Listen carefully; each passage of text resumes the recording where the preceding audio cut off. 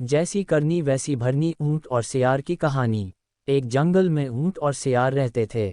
उस जंगल के पास ही खरबूजों का खेत था, लेकिन खेत और जंगल के बीच में एक नदी पड़ती थी। एक दिन दोनों ने सोचा कि आज नदी पार खेत में खरबूज खाने चलते हैं। दोनों ने एक दूसरे से सलाह मिला ली और खरबूज के खेत की ओर चल पड़े। जैसे ही नदी के पास पहुंचे, सियार बोला, ऊंट भाई तुम मुझे अपनी पीठ पर बिठा लो तो मैं भी नदी पार कर लूंगा। ऊंट ने सियार को अपनी पीठ पर बिठा लिया और थोड़ी ही देर में खेत में पहुंच गए। जैसे ही वो खेत में पहुंचे तो उन्हें बड़े ही मीठे मीठे खरबूज खाने को मिले। दोनों खरबूज खाने में जुट गए, लेकिन थोड़ी ही देर बाद सियार का पेट भर गया और वह अजीबोगरीब आवाज़ें निकालने लगा। ये देख ऊंट ने उसे ऐसा करने के लिए मना किया, लेकिन सियार ने उसकी एक न सुनी और बोला, ऊंट भाई खाने के बाद मैं ऐसा जरूर करता हूँ, मुझे तो हुक्की आ रही हैं। ऊंट ने कहा, अगर तुम ऐसे ही करते रहोगे तो खेत का मालिक आ जाएगा और हमारी पिटाई कर देगा। लेकिन सियार फिर भी चुप नहीं हुआ और ऐसे ही करता रहा। सियार की आवाज़ सुन खेत का मालिक आ गया। खेत के मालिक को आता देख सियार तो झाड़ियों के पीछे छुप गया और ऊंट बेचारा पिट गया। अब जब सियार और ऊंट की जंगल वापस जाने की बात आई तो सियार ऊंट के पास आया और ऊंट से बोला कि भाई तुम मुझे अपनी पीठ पर बिठा लो। ऊंट को भी अपना बदला लेने का मौका मिल गया। उसने सियार को अपनी पीठ पर बिठा लिया। जब ऊंट नदी के बीचों बीच पहुंच गया तो बोला, यार मुझे तो लुटलुटी आ रही हैं, खाना खाने के बाद मैं लेटता जरूर हूँ। जैसे ही ऊंट बैठने को हुआ तो सियार ने उससे कहा, अगर तुम बैठ जाओगे तो मैं तो डूब ही जाऊंगा, बस थोड़ी देर रुक जाओ। अब ऊंट की बारी थी, इसलिए उसने भी सियार की एक न सुनी और नदी में बैठ गया। जैसे ही ऊंट बैठा, सियार नदी में डूब गया और मर गया। सीख, इसलिए बड़े बूढ़े लोग कहते हैं हमें सबके साथ अच्छा व्यवहार करना चाहिए, क्योंकि हम जैसा करेंगे वैसा ही हमें मिलेगा। मतलब जैसी करनी वैसी भरनी। जैसी करनी वैसी भरनी। सेठ और चोर की कहानी। एक सेठ जी बहुत ही दयालु थे। धर्म कर्म में यकीन करते थे। उनके पास जो भी व्यक्ति उधार मांगने आता वे उसे मना नहीं करते थे। सेठ जी मुनीम को बुलाते और जो उधार मांगने वाला व्यक्ति होता उससे पूछते कि भाई तुम उधार कब लौटाओगे, इस जन्म में या फिर अगले जन्म में। जो लोग ईमानदार होते वो कहते, सेठ जी हम तो इसी जन्म में आपका कर्ज चुकता कर देंगे। और कुछ लोग जो ज़्यादा चालाक व बेईमान होते वे कहते, सेठ जी हम आपका कर्ज अगले जन्म में उतारेंगे। और अपनी चालाकी पर वे मन ही मन खुश होते कि क्या मूर्ख सेठ है, अगले जन्म में उधार वापसी की उम्मीद लगाए बैठा है। ऐसे लोग मुनीम से पहले ही कह देते कि वो अपना कर्ज अगले जन्म में लौटाएंगे, और मुनीम भी कभी किसी से कुछ पूछता नहीं था। जो जैसा कह देता मुनीम वैसा ही बही में लिख लेता। एक दिन एक चोर भी सेठ जी के पास उधार मांगने पहुंचा। उसे भी मालूम था कि सेठ अगले जन्म तक के लिए रकम उधार दे देता है। हालांकि उसका मकसद उधार लेने से अधिक सेठ की तिजोरी को देखना था। चोर ने सेठ से कुछ रुपये उधार मांगे। सेठ ने मुनीम को बुलाकर उधार देने को कहा। मुनीम ने चोर से पूछा, भाई इस जन्म में लौटाओगे या अगले जन्म में। चोर ने कहा, मुनीम जी मैं ये रकम अगले जन्म में लौटाऊंगा। मुनीम ने तिजोरी खोलकर पैसे उसे दे दिए। चोर ने भी तिजोरी देख ली और तय कर लिया कि इस मूर्ख सेठ की तिजोरी आज रात में उड़ा दूंगा। वो रात में ही सेठ के घर पहुंच गया और वहीं भैंसों के तबेले में छिपकर सेठ के सोने का इंतजार करने लगा। अचानक चोर ने सुना कि भैंसें आपस में बातें कर रही हैं और वह चोर भैंसों की भाषा ठीक से समझ पा रहा है। एक भैंस ने दूसरी से पूछा, तुम तो आज ही आई हो न बहन। उस भैंस ने जवाब दिया, हाँ आज ही सेठ के तबेले में आई हूँ। सेठ जी का पिछले जन्म का कर्ज उतारना है। और तुम कब से यहाँ हो। उस भैंस ने पलटकर पूछा तो पहले वाली भैंस ने बताया, मुझे तो 3 साल हो गए हैं बहन। मैंने सेठ जी से कर्ज लिया था ये कहकर कि अगले जन्म में लौटाऊंगी। सेठ से उधार लेने के बाद जब मेरी मृत्यु हो गई तो मैं भैंस बन गई और सेठ के तबेले में चली आई। अब दूध देकर उसका कर्ज उतार रही हूँ। जब तक कर्ज की रकम पूरी नहीं हो जाती तब तक यहीं रहना होगा। चोर ने जब उन भैंसों की बातें सुनी तो होश उड़ गए और वहां बंधी भैंसों की ओर देखने लगा। वो समझ गया कि उधार चुकाना ही पड़ता है, चाहे इस जन्म में या फिर अगले जन्म में उसे चुकाना ही होगा। वह उल्टे पांव सेठ के घर की ओर भागा और जो कर्ज उसने लिया था उसे फटाफट मुनीम को लौटाकर रजिस्टर से अपना नाम कटवा लिया। हम सब इस दुनिया में इसलिए आते हैं क्योंकि हमें किसी से लेना होता है तो किसी का देना होता है। इस तरह से प्रत्येक को कुछ न कुछ लेने देने के हिसाब चुकाने होते हैं। जैसी करनी वैसी भरनी, पंडित जी और चोर की कहानी। एक पंडित जी थे जो कि बहुत ही धार्मिक प्रवृत्ति के थे और वे शहर के मंदिर में रहा करते थे। वे अक्सर लोगों को ज्ञान की बातें बताया करते थे और जो भी मंदिर आता पंडित जी उसे जरूर कहते हैं जो जैसा बोएगा वो वैसा ही काटेगा। सबको अपने कर्मों का फल यही भोगना पड़ता है, जिसके कारण वहाँ के लोगों को पंडित जी पर बहुत विश्वास था और सभी लोग पंडित जी के बहुत आदर करते थे, जिसके कारण पंडित जी के ज्ञान की प्रसिद्धि दूर दूर तक फैल गई थी। पंडित जी के ज्ञान की बातें दूर रहने वाले एक गांव में 3 चोरों को भी पता चला तो वे तीनों चोर पंडित जी के बातों से सहमत नहीं थे। उन चोरों ने मन बनाया कि क्यों न पंडित जी से मिला जाए और उनकी बातों को झूठा सिद्ध किया जाए।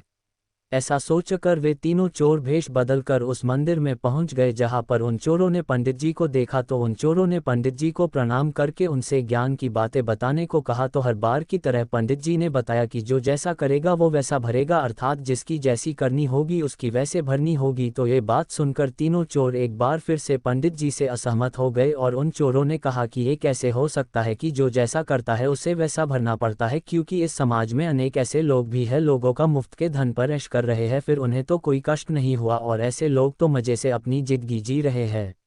लेकिन पंडित जी अपने बातों पर अडिग रहे और बोले आप लोग अगर मेरे साथ कुछ दिन साथ में रहोगे तो इस बात को सिद्ध कर दूंगा। तो तीनों चोर हंसी खुशी पंडित जी के साथ कुछ दिनों के लिए रहने को तैयार हो गए। तो इसके बाद पंडित जी ने मंदिर के पीछे खाली पड़े खेत को 3 हिस्सों में बांट दिया और बोला आज से आप लोग इस खेतों में खेती करेंगे और जैसा मैं कहूँगा वैसा ही आप लोग करना। तो तीनों चोरों ने हामी भर दी। इसके बाद पंडित जी ने तीनों चोरों को खेती करने के सारे नियम उन चोरों को बता दिए। फिर इसके बाद वे तीनों चोर अपने खेतों में खेती करने जुट गए। एक चोर अपने खेतों में खूब मेहनत करता और कोई समस्या होती तो पंडित जी से सहायता लेता और इस प्रकार वह एक अच्छे किसान की तरह अपने खेतों में खूब अच्छी फसल लगा दिया। इसी तरह दूसरा चोर भी अपने खेतों में थोड़ा कम मेहनत करता था और किसी तरह उसने भी अपने खेतों में फसल लगा दिया, जबकि तीसरा चोर तो अपने खेतों में थोड़ा सा भी मेहनत नहीं करता था और सब खेतों में थोड़े से मेहनत करके किसी तरह बीज को बो दिया। और कुछ महीनों पश्चात जब तीनों चोरों की फसल तैयार होने का समय आ गया, पंडित जी बोले चलो अब मैं आप लोगों के फसल को देखूंगा कि किसकी फसल कैसी हुई है। इसके बाद पंडित जी जब खेत पर पहुंचे तो देखा कि पहले वाले चोर की फसल काफ़ी अच्छी लगी है, जबकि दूसरे वाले चोर की फसल थोड़ा कम लगी है और तीसरे वाले चोर के खेत में नाम मात्र के खेत में कहीं कहीं फसल लगे हुए हैं। जिसको देखकर पंडित जी ने उन तीनों चोरों से कहा देखो जो जैसा किया है उसकी वैसी फसल लगी हुई है, अर्थात जिसने अपने खेत में जितना अच्छा काम किया है उसकी फसल सबसे अच्छी लगी हुई है। इस प्रकार आप तीनों लोग समझ सकते हो कि जो जैसा और जितना मेहनत करेगा उसे वैसा ही उतना अपने मेहनत का फल यानी उसकी फसल तैयार होगी। यानी अब आप लोगों ने जैसा बोया है वैसा ही अब आप लोग अपना फसल काट सकते हो। पंडित जी की ये बातें सुनकर उन दोनों चोरों को समझ में आ गया कि पंडित जी सही कह रहे हैं, जबकि तीसरा वाला चोर बोल पड़ा कि पंडित जी आप ही बताइए कि खेती करना मुझे नहीं आता है, इसलिए मेरी फसल अच्छी नहीं हुई होगी, लेकिन पहले मैं चोर था, खूब चोरी किया और हमेशा खुशहाल रहा, कभी मुझे अपने गलत कामों के लिए कोई सजा नहीं मिली। तो पंडित जी ने उसे समझाते हुए कहा कि हो सकता है तुम्हें अभी तक अपनी गलतियों की सजा न मिली हो, लेकिन इस बात को भी मत भूलना चाहिए कि जब यदि कभी तुम पकड़े जाते तो हर बार की गलती की सजा एक ही बार में मिल जाती तो तुम क्या कर सकते हो। इंसान अपनी गलत कामों की वजह से बार बार भाग सकता है, लेकिन जब उसके बुरे दिन आएंगे तो फिर कोई बचाने वाला नहीं मिलेगा।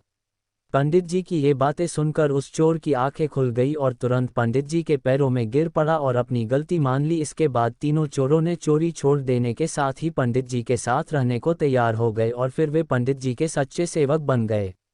सीख तो देखा दोस्तों, उन चोरों की तरह हमें भी अपने जीवन में ये कभी कभी महसूस होता है कि हम जो करते हैं वो हमेशा सही होता है और हमें लगने लगता है हम सभी चीज़ें सही कर रहे हैं, इसलिए हमारा कोई कुछ नहीं बिगाड़ सकता है।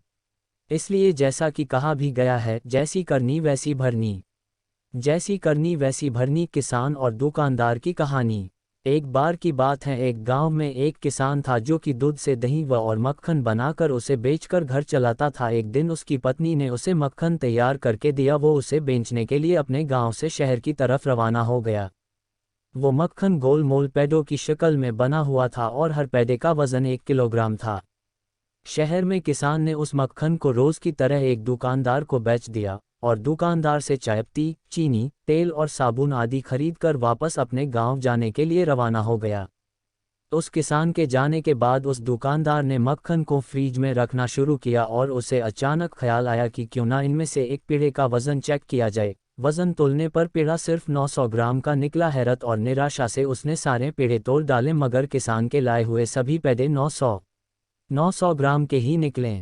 ठीक अगले हफ्ते फिर किसान हमेशा की तरह मक्खन लेकर जैसे ही दुकानदार की दुकान पर पहुंचा, दुकानदार ने किसान से चिल्लाते हुए कहा, तू यहाँ से चला जा, ऐसी बेईमानी किसी बेईमान और धोखेबाज इंसान से करना, मुझसे नहीं। 900 ग्राम मक्खन को पूरा 1 किलो कहकर बेचने वाले शख्स की वो शक्ल भी देखना नहीं चाहता।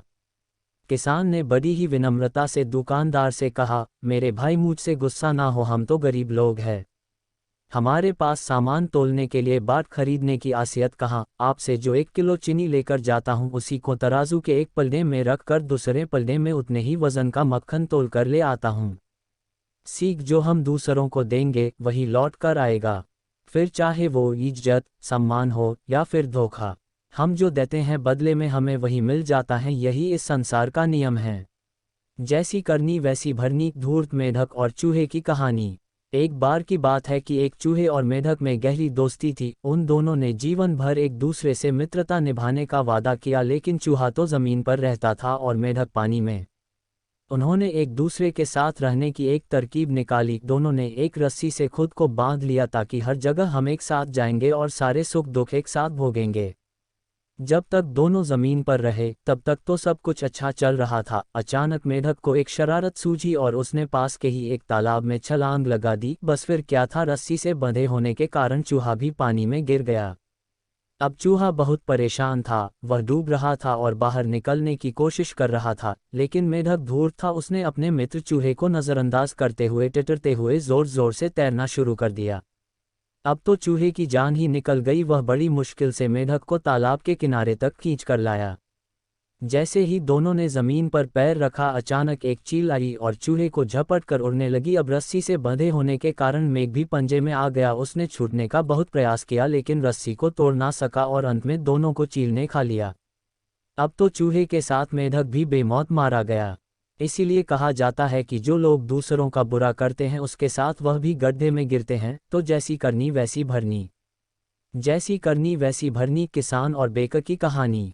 एक पुराने समय की बात है, केक ब्रेड बनाने वाले बेकर ने एक किसान से आधा किलो मक्खन खरीदा। बेकर लालची और कंजूस किस्म का व्यक्ति था, इसलिए जब वह मक्खन लेकर घर पहुंचा तो उसके मन में आया कि कहीं किसान ने उसे कम मक्खन तो नहीं दे दिया।